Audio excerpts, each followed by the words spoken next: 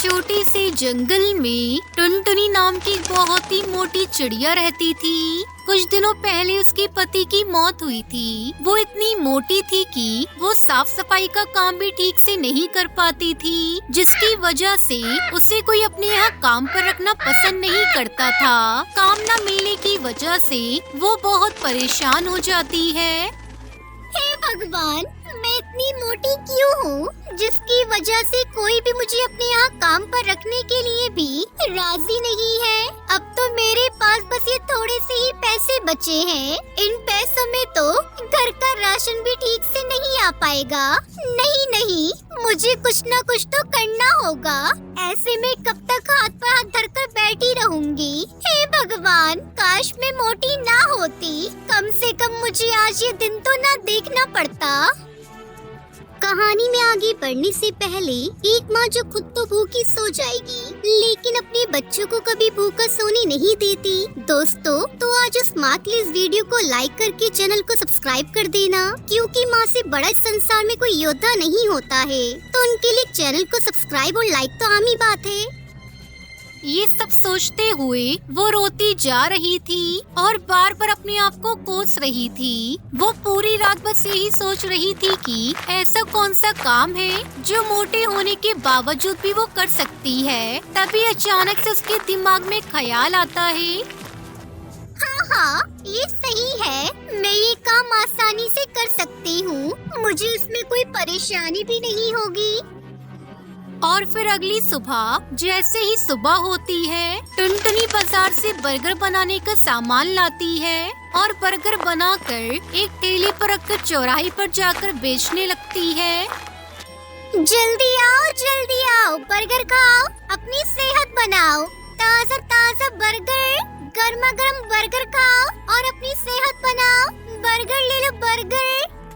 तभी टुनटुनी के ठेले पर कुछ पक्षी बर्गर खाने आते हैं और जैसे ही वो पक्षी उसका बर्गर खाते हैं, आइला, ये बर्गर कुछ ज्यादा ही मोटा नहीं है। भला बर्गर भी कोई ऐसा होता है क्या? खुद तो है ही मोटी, बर्गर भी अपने जैसा बेस्वाद बना रखा है। मोटी कहीं की, बर्गर खिलाकर सारा मुंह खराब कर दिया। अरे भला बर्गर भी कोई इतना मोटा बनावट है, और वो भी बेस्वाद। जब बर्गर बनाना नहीं जानते तो बेचते ही काहे हो? अरे आप तो मोटे हो तो क्या हुआ, कम से कम बर्गर तो ठीक बनाते। जब आपसे काम नहीं होवत है तो करते ही काहे हो?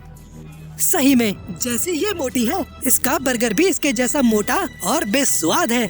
टुनटुनी सभी की बातों से दुखी हो जाती है। किसी को भी मेरे बनाए हुए बर्गर अच्छे नहीं लगे। हे भगवान, अब मेरा क्या होगा? मैं खाना कहाँ से बनाऊंगी? अब तो मेरे पास खाने तक के पैसे नहीं बचे। जो पैसे थे वो सब बर्गर का सामान लाने में खर्च हो गए।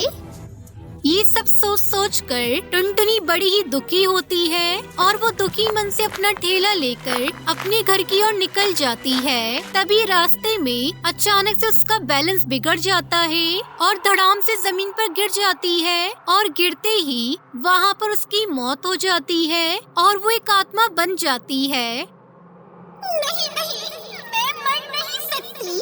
मैं चुड़ैल नहीं बन सकती। आज उन सभी पक्षियों की वजह से मेरी जान चली गई। अगर मुझे मोटा न कहते तो मैं नहीं मरती, और अगर उन्हें मेरा बर्गर पसंद नहीं था तो मेरा मजाक तो ना उड़ाते। उन सभी ने मुझे मोटा कहकर मेरा मजाक उड़ाया है। जिन पक्षियों ने मुझे मोटा कहा, मैं उन पक्षियों को नहीं छोड़ूंगी। फिर जैसी सुबह होती है, टुनटुनी की आत्मा अपना रूप बदल लेती है, लेकिन अब भी वो मोटी ही रहती है और चौराहे पर जाकर बर्गर बेचने लगती है। बर्गर ले लो, बर्गर, ताजा ताजा गर्मा गर्म बर्गर ले लो। जल्दी आओ, नहीं तो सारे बर्गर खत्म हो जाएंगे। जो पहले आएगा उसे एक बर्गर के साथ एक बर्गर फ्री मिलेगा। उस टुनटुनी चिड़िया की आवाज को सुनकर उसके ठेले पर भीड़ जमा हो जाती है। मैं पहले आया, पहले मुझे बर्गर दो। नहीं, पहले मैं आया था, मुझे बर्गर फ्री में मिलना चाहिए। ठीक है, मैं उसी को एक बर्गर फ्री दूंगी जो पहले आया था। फिर वो चुड़ैल उसकी आंखें बचाकर बर्गर पर जादू करके उसे खाने के लिए देती है। ये लो भैया आपका बर्गर, और ये फ्री वाला बर्गर भी। और फिर बर्गर खाते ही वो कौवा उस चुड़ैल से कहता है, सही में बर्गर खाकर तो मजा ही आ गया। चुड़ैल मनी मन खुश होती है। हाँ हाँ, खाओ खाओ, खूब खाओ। मुझे मोटा कहा था ना, अब देखना तुम लोगों का क्या होता है। अगर आपको मेरे बर्गर इतने पसंद आए तो मैं हर रोज आपको ऐसे ही बढ़िया बर्गर बना के खिलाया करूँगी। उस चुड़ैल के बनाए हुए बर्गर सभी पक्षियों को पसंद आ रहे थे। चुड़ैल अपने बनाए हुए बर्गर पर जादू करके उन्हें खिला रही थी। जो कोई भी उसका बर्गर खाता तो बस खाता ही रह जाता। ये चिड़िया इतनी मोटी होने के बावजूद भी इतनी जल्दी और इतना बढ़िया बर्गर कैसे बना लेती है। कुछ देर बाद टुनटुनी के सभी बर्गर खत्म हो जाते हैं और वो मनी मन बड़ी खुश भी हो रही थी। अरे वाह, चलो अच्छा है, सभी को मेरे बनाए हुए बर्गर पसंद आ रहे हैं और किसी को मुझ पर शक भी नहीं हुआ। लेकिन जब ये लोग अपने घर पहुंचेंगे तब उन्हें पता चलेगा कि उनके साथ क्या हो गया। और बोलो मुझे मोटी। ये कहकर टुनटुनी बड़ी जोर से हंसने लगती है और फिर जैसे ही रात होती है वो फिर से चुड़ैल बन जाती है। और उधर जिन्होंने चुड़ैल के बर्गर खाए थे और वो सभी उसी की तरह मोटे हो जाते हैं और इधर चुड़ैल मनी मन खुश हो रही थी। अब आएगा मजा। मुझे मोटा कहा था ना, जब खुद मोटी होंगी तब पता चलेगा कि कैसा लगता है जब कोई उन्हें मोटा कहता है। और फिर जैसी सुबह होती है उन सभी की पत्नियां जब उन्हें उठाने के लिए आती हैं तो अपने पतियों को मोटा देखकर उनकी चीख निकल जाती है और चीख की आवाज सुनकर वो सभी जाग जाते हैं और वो सभी अपनी पत्नियों से कहते हैं, अरे क्या हुआ, इतनी जोर जोर से सुबह सुबह क्यों चिल्ला रही हो? अच्छा, मैं चिल्ला रही हूँ। जब तुम भी अपने आप को देखोगे तो आप भी ऐसे ही चिल्लाओगे। फिर कालू जैसे अपने आप को देखता है तो उसकी भी चीख निकल जाती है। मैं रात को तो अच्छे से सोया था, फिर अचानक से रात ही रात में मोटा कैसे हो गया? किसी को भी कुछ समझ नहीं आ रहा था आखिर उनके साथ ये कैसे हुआ, वो मोटे कैसे हो गए। और फिर अगली सुबह वो चुड़ैल फिर से चिड़िया का रूप ले लेती है और भयानक हंसी हंसने लगती है। अब चला जाए बर्गर बेचने। बर्गर बेचूंगी तभी तो सभी पक्षी मेरा बर्गर खाएंगे और मोटे हो जाएंगे मेरी तरह। फिर वो और ज्यादा जोर से हंसने लगती है और बर्गर बेचने के लिए निकल जाती है और चौराहे पर जाकर अपना ठेला खड़ा करके बर्गर बेचने लगती है। जल्दी आओ, बर्गर खाओ, अपनी सेहत बनाओ। बर्गर ले लो बर्गर। जो पहले आएगा उसे एक बर्गर के साथ एक फ्री मिलेगा। जल्दी आओ, बर्गर खाओ। उस चुड़ैल के ठेले पर देखते ही देखते कुछ ही देर में भीड़ जमा हो जाती है और सभी पक्षी उस चुड़ैल से बर्गर खाने के लिए मांगते हैं। अगले दिन कालू कौवा भूरा कबूतर से मिलता है। पता नहीं भैया, मैं रात को अच्छे से सोया था, पता नहीं सुबह तक मोटा कैसे हो गया। सही में मैं भी जब रात को सोया था तो बिल्कुल ठीक था और जब सुबह उठा तो पता नहीं मोटा कैसे हो गया। मेरी घरवाली तो मेरे साथ जाने से भी मना करती है क्योंकि मैं मोटा जो हो गया हूँ, उसे मेरे साथ जाने में भी शर्म आती है। अरे तुमका तो ठीक है, फिर भी मेरी वाली ने तो मुझे खाना पीना तक देना बंद कर दिया है और खाने में वो मुझे घास फूस खिला रही है। कहती है इसे खाकर तुम पतले हो जाओगे। कुछ ना कुछ तो जरूर गड़बड़ है, हमें पता तो लगाना पड़ेगा। चलो हम अभी के अभी पुजारी जी के पास चलते हैं, वही हमें कुछ बता सकते हैं। फिर वो दोनों पक्षी मिलकर जिगर बाबा के पास जाते हैं और उन्हें सारी बात बताते हैं। अच्छा तो ये बात है, तुम लोग जिस चिड़िया से बर्गर खरीद कर खाते हो वो कोई चिड़िया नहीं, एक चुड़ैल है और वो तुम सभी से अपना बदला ले रही है। पुजारी जी आप ही हमारी मदद कर सकते हैं और उस चुड़ैल से बचा सकते हैं।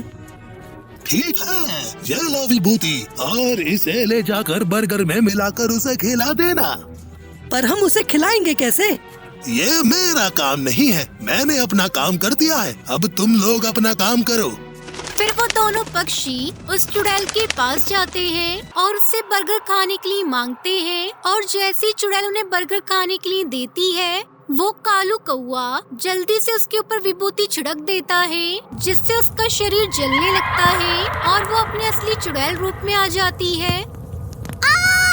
धोखा, तुमने मेरे साथ धोखा किया है। मैं अब तुम पक्षियों को नहीं छोड़ूंगी, जान से मार दूंगी। माफ कर दो, हम तुम्हारा कभी मजाक नहीं बनाएंगे और ना ही किसी और मोटे का मजाक बनाएंगे। टुनटुनी उन सभी को माफ कर देती है और उसकी आत्मा को मुक्ति मिल जाती है। फिर सभी खुशी खुशी रहने लगते हैं। पत्नी टूनी चिड़िया के गुजर जाने के बाद टुन्नू चिड़ा अपनी छोटी बेटी टुनटुनी चिड़िया की देखभाल करने के लिए सुंदरी नाम की कौवी से दूसरा विवाह रचाता है। सुंदरी कौवी की भी पहले पति से बुलबुल नाम की एक बेटी थी। सुंदरी बहुत ही लालची कौवी थी। उसने टुन्नू चिड़ा से शादी सिर्फ जायदाद के लालच में की थी। वहीं उसकी बेटी बुलबुल टुनटुनी चिड़िया की खूबसूरती से बहुत जलती थी। माँ, मुझे टुनटुनी बिल्कुल भी अच्छी नहीं लगती। उसे तुम घर से बाहर क्यों नहीं निकाल देती? अरे मैं तो उसे ऊपर पहुंचाने की सोच रही हूँ। फिर तुम क्यों कुछ नहीं करती माँ? तब तक आप लोग हमारे इस वीडियो को लाइक, और अगर आपने हमारे चैनल को सब्सक्राइब नहीं किया है तो जल्दी से सब्सक्राइब कर लें और कमेंट सेक्शन में जरूर बताएं कि आपको हमारी ये कहानी कैसी लगी। बस मौके का इंतजार कर रही हूँ बेटी। बस एक बार इसके बाप को किसी काम से शहर के जंगल जाने दे, उसके बाद हम टुनटुनी को रास्ते से हटा देंगे और कुछ दिनों बाद इसके बाप को भी रास्ते से हटा देंगे। पूरी जायदाद में हमारा ही राज होगा। एक दिन टुनटुनी को देखने के लिए कालू नाम के कौवे का रिश्ता आता है। उसे देखते ही बुलबुल अपनी माँ से बोली, माँ, मुझे ये कौवा बहुत पसंद है, मैं इसी से शादी करूँगी। इधर कालू के घर वाले टुनटुनी चिड़िया को पसंद कर लेते हैं। ये सुनकर सुंदरी कौवी और बुलबुल टुनटुनी चिड़िया से जलने लगी। माँ, कुछ करो ना, वरना उस बंदरिया की शादी राजकुमार कौवे से हो जाएगी। तू फिक्र मत कर बेटी, मैं कालू की शादी टुनटुनी के साथ कभी नहीं होने दूंगी। अगली सुबह टुनटुनी चिड़िया के पिता टुन्नू चिड़ा को काम के सिलसिले में शहर के जंगल जाना पड़ा। ये देखकर सुंदरी कौवी मनी मन बहुत खुश होती है और अपनी बेटी बुलबुल से कहती है, जंगल के पास वाली नदी में खतरनाक मगरमच्छ रहते हैं, यही अच्छा मौका है टुनटुनी को रास्ते से हटाने का। इतना कहकर सुंदरी ने टुनटुनी चिड़िया को बुलाया और कहा, अरे ओ टुनटुनी, जरा इधर तो आ। हाँ माँ, आपने बुलाया? जंगल के पास वाली नदी में जो नीले रंग के फूल खिले हैं, उन्हें तोड़कर ले आओ। मेरे सर में बहुत दर्द हो रहा है। सुना है उन फूलों को पीसकर लगाने से सर दर्द ठीक हो जाता है। पर माँ, मैं अकेले जंगल में नहीं जाऊंगी, मुझे डर लगता है। ज्यादा बहाने मत बना, जल्दी जा और लेकर आ, नहीं तो मैं तुझे घर में घुसने नहीं दूंगी। टुनटुनी चिड़िया ना चाहते हुए भी डरी सहमी जंगल जा पहुंची, लेकिन उसे ये नहीं पता था कि उसका पीछे बुलबुल कर रही है। टुनटुनी चिड़िया जैसे ही नदी किनारे नीले रंग के फूल को तोड़ने लगी, तभी बुलबुल ने पीछे से उसे जोर का धक्का दिया और वो नदी में गिर गई। अरे बचाओ मुझे, अरे कोई मुझे बचाओ, मुझे तैरना नहीं आता, बचाओ मुझे। चलो, अब ये मेरे रास्ते से हमेशा के लिए हट जाएगी। ये कहते हुए बुलबुल घर वापस लौट आई। वहीं दूसरी ओर टुनटुनी चिड़िया को जब होश आया तो उसने अपने आप को नदी के उस पार पाया। अरे, मैं तो नदी में डूब गई थी, फिर मैं जिंदा कैसे बच गई? तभी उसे किसी की आवाज सुनाई दी। यहाँ वहाँ देखा तो उसे एक बोलता हुआ पेड़ दिखाई दिया। उस पेड़ पर ढेर सारी नेल पॉलिश की शीशियाँ लटक रही थी। घबराओ नहीं टुनटुनी, अब तुम सुरक्षित हो और मुझे तुम्हारे बारे में सब पता है। तुम्हें हैरानी हो रही होगी ना कि एक पेड़ भला कैसे बोल सकता है। हाँ, और आप मेरा नाम कैसे जानते हैं? क्योंकि मैं एक जादुई नेल पॉलिश का पेड़ हूँ और मुझे भी पता है कि तुम्हें किसने जान से मारने की कोशिश की। पर अब तुम चिंता मत करो, तुम जल्दी से एक जादुई नेल पॉलिश तोड़ लो और उसे लगा लो। टुनटुनी चिड़िया ने जल्दी से एक जादुई नेल पॉलिश की शीशी तोड़ी। जैसा कि पेड़ ने कहा, नेल पॉलिश लगाते ही टुनटुनी चिड़िया पहले से भी सुंदर दिखने लगी। ये नेल पॉलिश हमेशा अपने साथ रखना, ये तुम्हें हर मुसीबत से बचाएगा और तुम्हारी हर इच्छा भी पूरी करेगा। अब तुम अपने घर वापस जाओ। टुनटुनी चिड़िया पेड़ का धन्यवाद करके बोलती है, पेड़ जी, मैं अब कभी घर नहीं जाऊंगी क्योंकि मुझे वहाँ कोई प्यार नहीं करता है। बस मुझे आप अपनी एक डाली दे देना, मैं उसी में ही अपना घोंसला बनाकर रह लूंगी। अच्छा ठीक है, तुम मेरी डाली पर अपना घोंसला बना लो और आराम से रहो। टुनटुनी चिड़िया नेल पॉलिश के पेड़ पर अपना घोंसला तैयार कर लेती है और उसमें रहने लगती है। एक दिन कालू कौआ उस नेल पॉलिश के पेड़ के पास से गुजर रहा होता है। वो टुनटुनी चिड़िया को देखकर बहुत खुश होता है और उससे कहता है, अरे टुनटुनी, तुम यहाँ कैसे? मैंने तुम्हें हर जगह ढूंढा था लेकिन तुम मुझे कहीं मिली ही नहीं। टुनटुनी कालू कौवे को सारी बात बताती है। टुनटुनी, तुम्हारे साथ तो बहुत बुरा हुआ और मैंने अभी तक किसी से शादी नहीं की क्योंकि मैंने तुम्हें पहली बार देखा था तो मैं तुम्हें पसंद करने लगा था। जादुई पेड़ उनकी सारी बातें सुन रहा होता है और उनसे कहता है, टुनटुनी चिड़िया, कालू कौवा सही बोल रहा है। अब तुम इससे शादी कर लो और खुशी खुशी अपना जीवन बिताओ। पेड़ की बातें सुनकर टुनटुनी चिड़िया कालू कौवे से शादी के लिए हाँ कर देती है और उसकी धूमधाम से शादी हो जाती है। फिर दोनों खुशी खुशी रहने लगते हैं।